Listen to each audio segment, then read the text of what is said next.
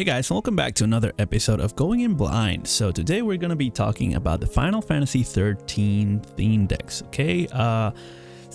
First up first, how the theme decks go is following these rules. I think it's three. We'll count them later. I decided to buy a playset of every card in Final Fantasy 13. I've done this before, so check out those series if you want to after this. But yeah, I've bought Final Fantasy 1, 4, 7, and I also have 10 in the works as well as 15. Okay, so stay tuned for that. Check out the other videos too. And yeah, so I bought a playset of each card that exists in the whole game of the Final Fantasy TCG.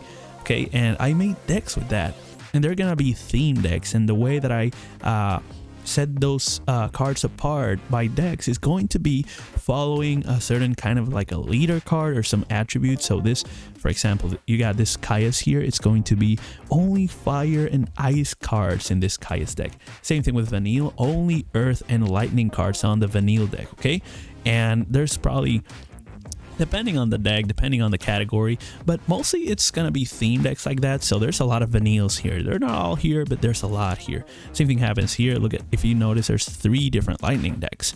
They're not all the same lightning decks, okay? They all have lightning in their attributes, but it's not really, you know, the element of lightning is gonna be repeated. The element is repeated, but the cards are not, is what I mean, okay? So any lightning that is here is not going to be here. Any lightning card that is here is not going to be here, okay?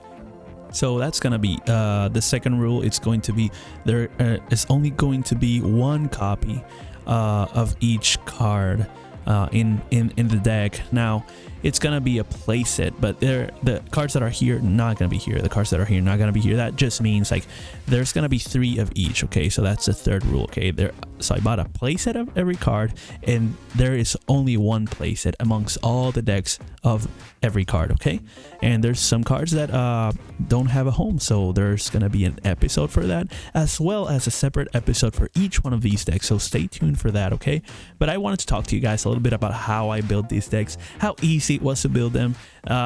So first of all, it's very affordable. Final Fantasy cards are not very expensive at all compared to Yu-Gi-Oh or Magic. They are, you know, they are cents worth of cards. Okay, there's some that might be expensive, I'll be honest. There's cards that are like $5, $20, and nothing crazier than that, but those are very rare and few in between. Okay, the majority of the cards are basically 5-cent to 10-cent cards, and yeah, they're hella fun. Honestly, the game's super entertaining. I don't know how to play the game very well, I'll be honest. I just bought the cards because I am a big Final Fantasy fan. I've played a lot of games, and I've honestly I know a lot about the lore, so that's why I decided to make those theme decks. I wanted to make them very lore-y. I wanted to make them very flavorful, not just function. And there's gonna be some where the flavor is gonna be more expressed. There's ones where it's gonna be all function, but there's gonna be a mix of both, you know. And then you got some that are like no flavor at all, because you're scraping the bottom of the barrel in terms of card selection. And you've heard me say that before if you've seen those videos, so check those out. And yeah, let's talk a little bit about how these decks came to be once we set those 3 restrictions, which are going to be only a playset of 3 per deck, and those playsets are going to be shared among all of the decks of that category.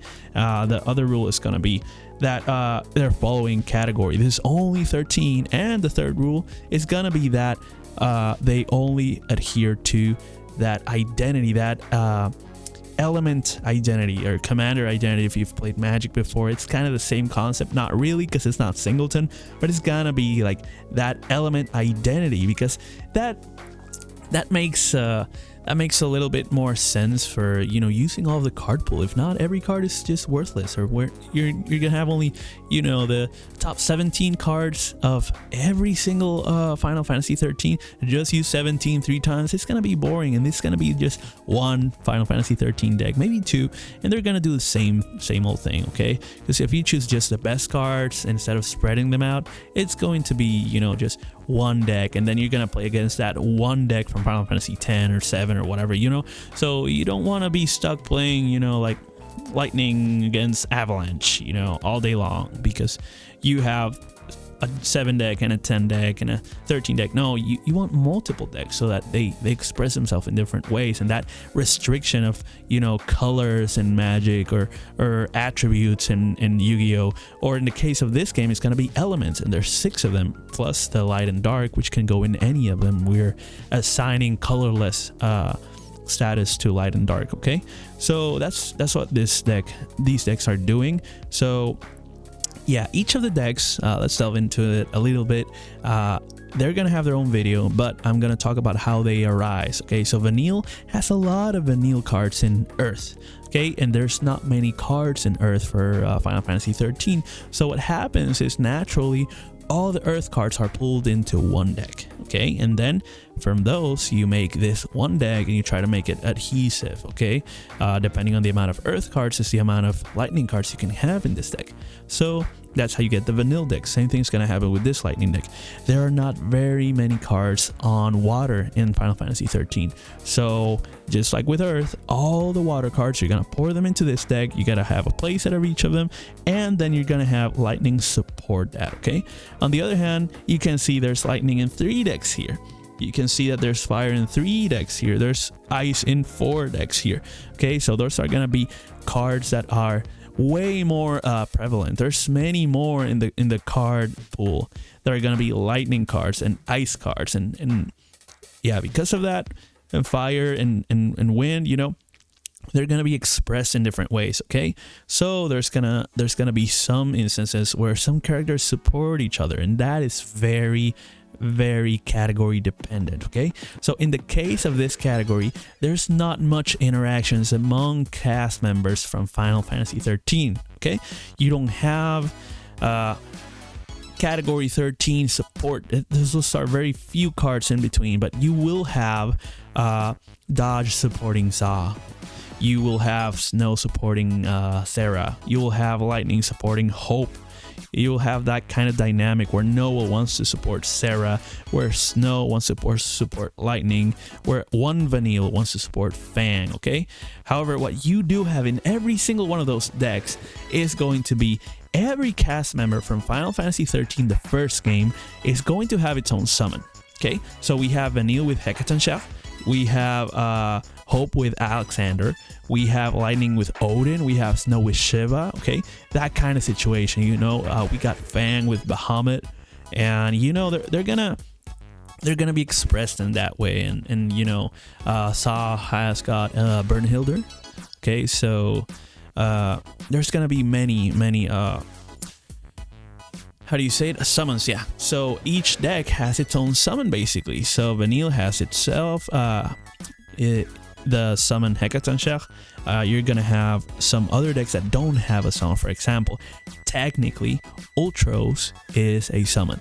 It's not in this category, but it's the only water is the only one that has no summon in this deck, but it has Ultros, and Ultros is pretty useful, so we put it here.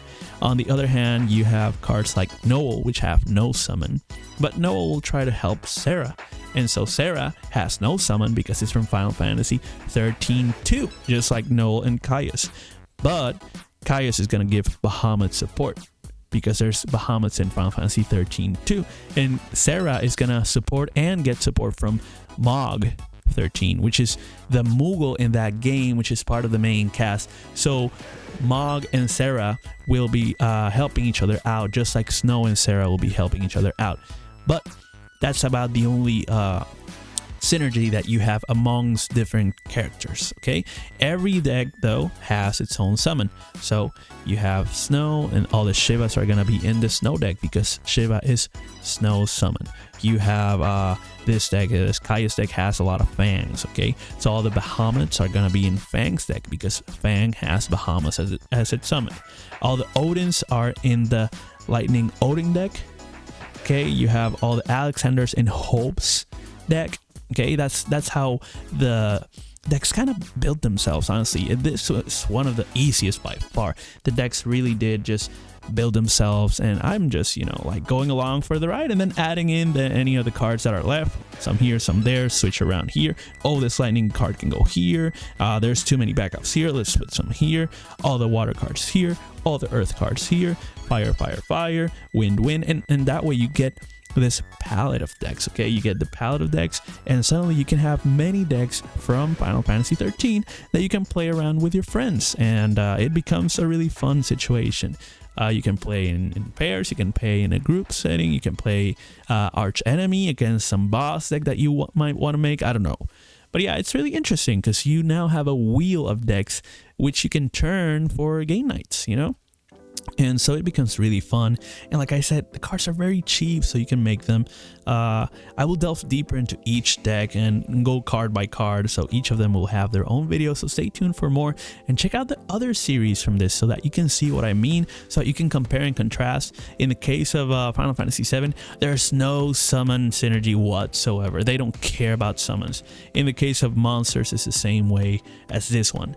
They share that in common. Final Fantasy 13 and 7, they don't like monsters, neither of them. But in the case of 13, they like summons a lot. Final Fantasy 7 does not care at all. Okay, there's gonna be the keywords that they have, like the types, is gonna be way more prevalent in Final Fantasy 7. In Final Fantasy 4, it's all about jobs and classes. Okay, so they're going to support each other by classes. So all the ninja cards together, all the dragoon cards together, you know, you have all the gold best together. Cecil is like a royal situation, so he'll be with the princess, he'll be with the prince or the king, whatever you want to see it as. And the same thing happens with all the monks are gonna be together. You're gonna have all the mages together, so it's gonna be kind of like an archetype situation. But in the case of this deck, really Savior, let's see, Observer, Guardian, Shadow Hunter, that really doesn't make any sense at all for Final Fantasy 13. So you're gonna see those differences in how the decks form themselves to have that identity that, oh, this deck revolves around Vanille and Hecatonchek, this deck revolves around Noel trying to help those Bernhilder and Saj situation. Okay, you gotta have Snow and Sarah, which are a couple. It feels very lore-y, it feels very flavorful, not just functional, but the function works too, and the function is what gives it flavor.